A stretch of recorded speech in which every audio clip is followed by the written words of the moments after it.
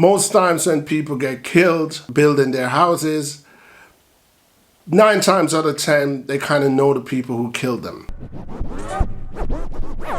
Just like gone on YouTube, figure your brain some new food.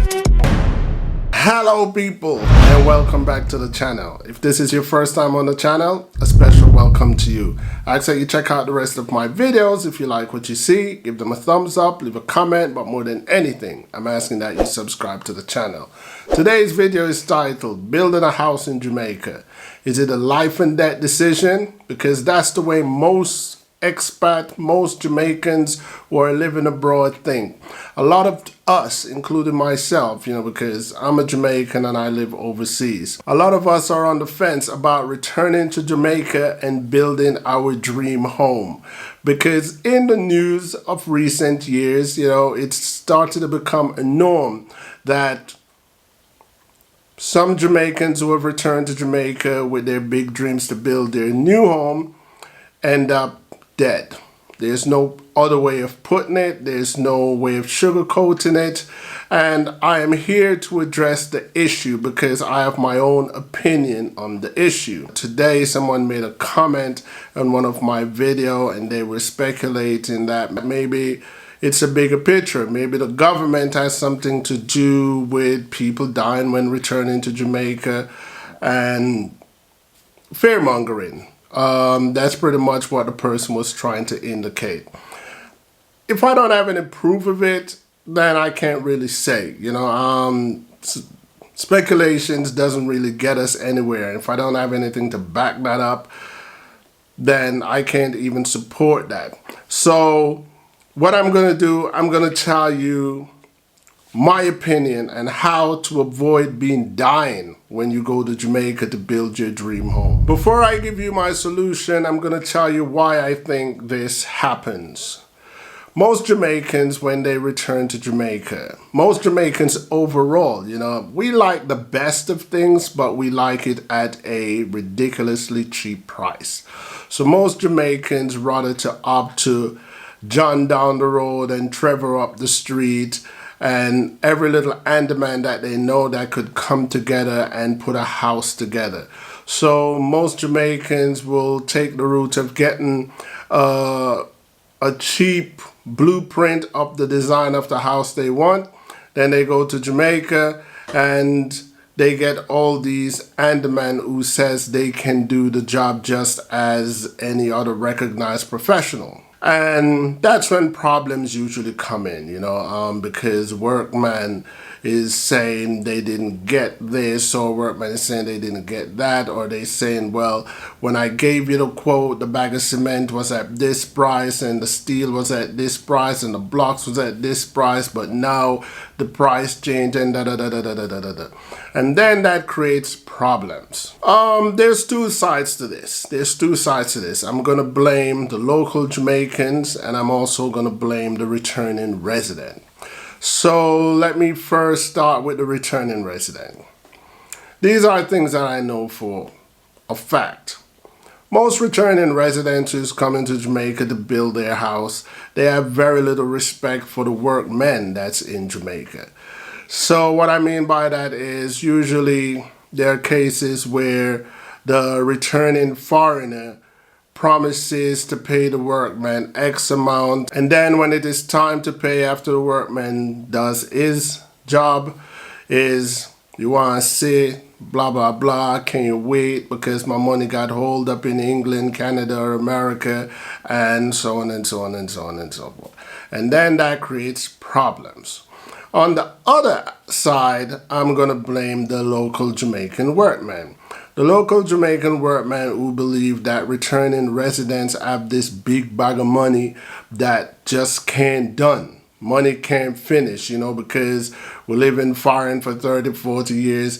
We just have endless flow of cash. So it doesn't matter how much the returning resident pay. The Jamaican workman always want more, or always finding a reason as to why he should have more money from you. And because the agreement was all verbal, he said, you said what you didn't say, or you said he said what he didn't say. And there's a whole lot of confusion when it comes towards that. Then tempers flare, threats are exchanged, and people end up dead. I'm not here to say who's wrong or who's right. What I'm here to say is no one should die from building a house in their homeland. Let me tell you how one can avoid this problem of ending up in a little box 6 feet deep instead of ending up in a castle above the ground. My thing is, do it the expensive way. Forget all the cheap ways. I understand there is people who's gonna say, well, you suggesting to do it the expensive way, you're cutting out the little man. Yes, you're cutting out the little man, but you're also avoiding the big problem. And you also have a bigger chance of living longer and enjoying your home.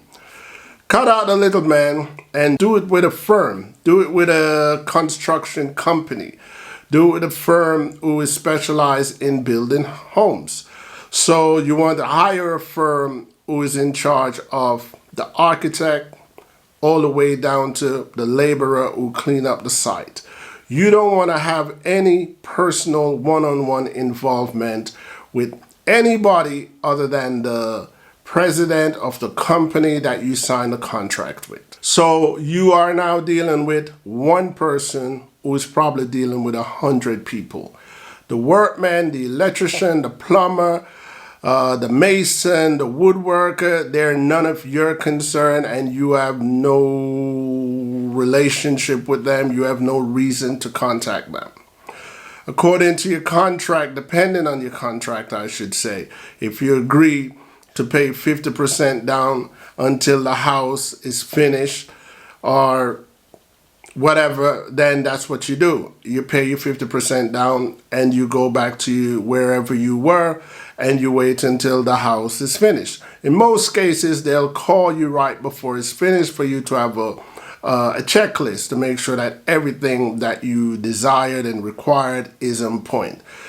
If it's not on point, you make your objections, you give the company time to correct the error, and everything is smooth. If you have any form of conflict, it becomes a legal conflict, a breach of contract conflict. It does not become you say, them say, me say, you did go pay me this, and you know you don't, da da da da da da da. Too much of that. And that's what gets people killed, in my opinion. The cheap ways get people killed. In Jamaica, we say the long route brings sweat and the shortcut usually bring blood. That is pretty much the same. The long route in this case, it's not really a long route, it's just a long pocket route. It's a more expensive route. If you go with a company who specializes in building houses, it's usually a whole lot more money than if you get your house designed by an architect and then get some little man from around the way to build your house. The choice is yours. But like I say, if one wants to rest easy and one wants to have a good night's sleep while their house is building, go the expensive way. If you don't have the money to build a house, then you don't build a house. Is it fear mongering?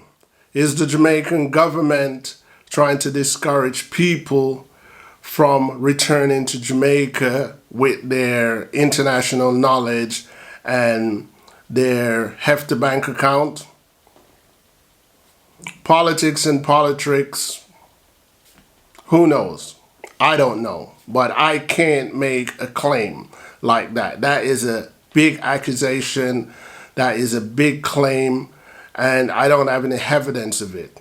Most times when people get killed building their houses, 9 times out of 10, they kind of know the people who killed them. It's rarely ever a stranger. People in Jamaica tend to build houses in areas that they're familiar with or areas that they have some attachment. Then they end up dead. I'm not saying you can't end up dead just because you build your house using a company. There's other factors that get people killed. when they're building houses in Jamaica. There are factors such as jealousy. Jealousy has gotten a lot of Jamaicans killed. People get killed just because they're going to foreign. People get killed just because they come back from foreign. People get killed just because they're driving a better car or they're building a bigger house. So those are aspects that we can't ignore as well. But I'm not saying to anyone that because of that factor, run and hide and don't move back to your roots or the neighborhood that you're familiar with. There's a lot of things to take in consideration, including the reputation of the neighborhood, including the safety of the neighborhood. Okay, different people have different desires and different people have different money. So I can't say where one should or shouldn't build a house. I would only say take in consideration that if you use a firm instead of some people that you know, then there's a higher chance of less conflict. I'm not saying you won't have any conflict, but if you do have any conflict, it is more of a contractual conflict, what was written in black and white and what wasn't carried out. This is all I'm saying. It is easier to deal with matters like that in court than to deal with 7 or 10 people who's saying you said one thing and you did another thing. That's just headache right there. Outside of that, I'll repeat it again. Jealousy plays a great part in a lot of people getting hurt and a lot of people getting killed, not only returning residents. It's not only a Jamaican thing. You have jealous people in America, Canada, England, everywhere in the world. You have jealous people. Some people don't even know your struggles, don't even know what you've been through or what you did to achieve what you have, and all of a sudden you are trying to live out your days at a comfort level that you can afford, and people are jealous of it. Do they have a right to be jealous of it? Hell no, they don't have a right to be jealous of it. But people are people, and you'll never get rid of those people. For those Jamaicans who live abroad, who are thinking about returning to Jamaica and building a house, I would say build your house. But take all necessary steps that it does not cost you your life. Avoid non-contractual workmen. Avoid mixing business with relatives. Do it properly or don't do it at all. Do it with a company that's licensed in Jamaica to build homes in Jamaica. Whoever they want to hire, that's on them, but that's not on you. Make sure you have a contract. I don't need to hire someone who's not professional, who's telling me every day that they had to hire 3, 4 more people. It's not my problem. I just need one price, one company, one contract. Anyway, people, let me know what you think about my view to the situation.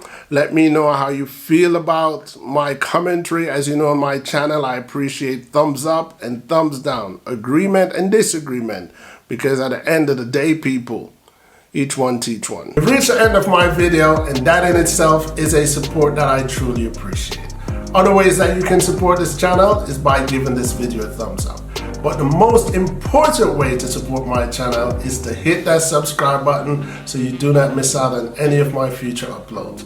The third way to support this channel is to go to my Teespring account and purchase in any of my merch. And the fourth way that you can support this channel is joining me in Patreon to give me a contribution to help me to do what I do here in YouTube. Once again, I want to thank all of you guys for checking out my video and ask that you continue to join me, ENT Sabas, here on YouTube to see where my journey takes me. Until next time, peace.